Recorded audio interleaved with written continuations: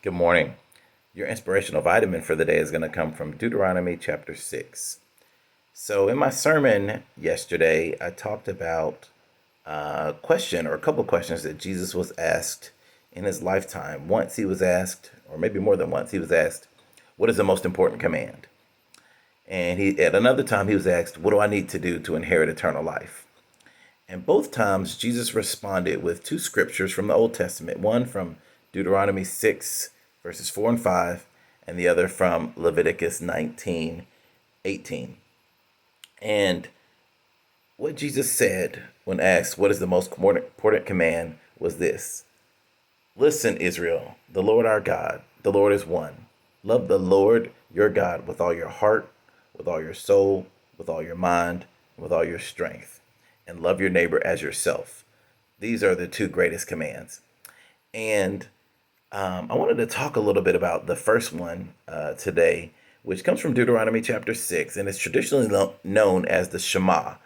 And it is a part of daily prayers, daily Torah readings, and daily prayers in the Jewish faith. And so I want to read this verse from Deuteronomy 6, starting in verse 4, and it goes down to verse 9. And it reads, "Listen, Israel, the Lord our God, the Lord is one. Love the Lord your God with all your heart, with all your soul, and with all your strength. These words that I am giving you today are to be in your heart. Repeat them to your children. Talk about them when you sit in your house and when you walk along the road, when you lie down and when you get up. Bind them as a sign on your hand, and let them be a symbol on your forehead. Write them on the doorposts of your house and on your city gates." And I love the fact that this text is in Deuteronomy 6, and it comes right after the Ten Commandments, which are in Deuteronomy 5. And so you would think that when Jesus was asked, what is the most important command, maybe he would choose something from the Ten Commandments. And as I pointed out yesterday, the two things he says, loving God with everything and love your neighbor as yourself, the entire Ten Commandments can be encompassed in those two verses. The first four verses, how you interact with God, can be summed up in love God with everything. And the last six verses, which talk about how to deal with others, can be summed up in love your neighbor as yourself. But this is really kind of the central text, really, of the Old Testament. This idea of loving God with your everything. And I love the fact that this is really about relationship and not rules.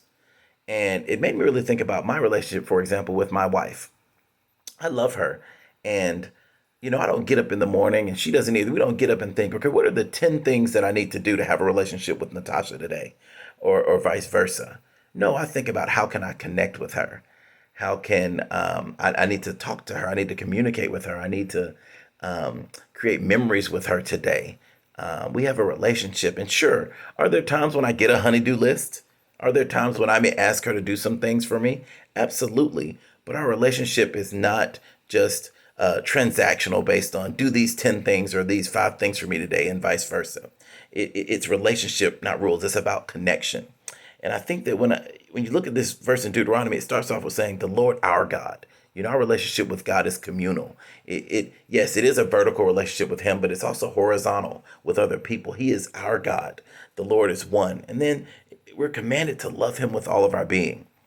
And it goes on to say that, this command, you need to put it in your heart. You need to talk about it with your children. And when you walk and when you lie down, when you get up, you need to post it. And it's the idea of this needs to again, be a central part of your life.